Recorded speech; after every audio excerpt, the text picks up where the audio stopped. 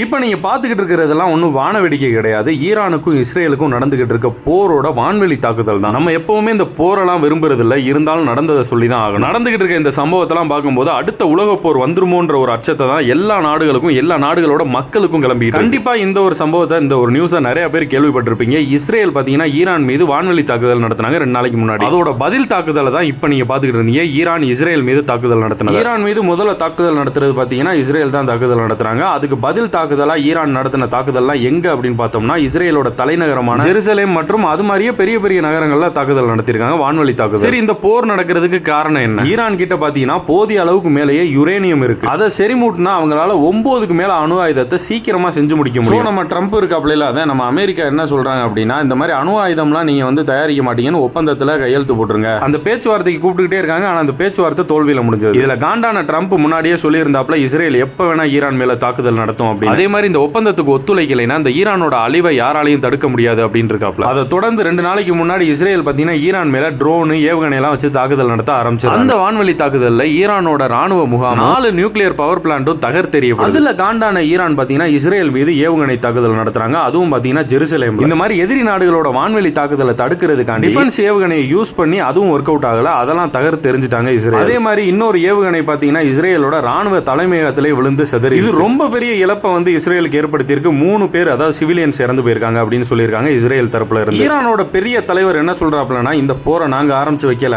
ஆனா இஸ்ரேலை நாங்க தாக்குறதுக்கு எல்லாம் தயார் நிலையில இருக்கு அப்படின்னு ஈரானோட தலைவர் அயதுல்லா அலி கமேனே சொல்றாங்க. ஆனா உண்மையிலே இவன் முதல் அடிச்சா அவன் முதல் அடிச்சான்றதெல்லாம் தாண்டி இந்த பிரச்சனைக்கு ஒருத்தன் பேக் எண்ட்ல காரணமா இருக்கானே, அவனை ஓரமா வச்சுட்டு இஸ்ரேலும் ஈரானும் ஒரு பேச்சுவார்த்தை நடத்தி இந்த போரை முடிவு கொண்டு வந்தா நல்லதுன்னு எனக்கு தோணுது. இல்லைன்னா கூடிய சீக்கிரத்துல இன்னும் சில வருஷங்கள்லயே உலக போர் ஆரம்பிச்சிடும். அப்புறம் இங்க உட்காந்துட்டு இந்த போரை கொண்டாடிட்டு இருக்கவங்க எல்லாம் குண்டி தெரிச்சு கிடக்கும் போதே அவங்களுக்கு அருமை தெரியும்.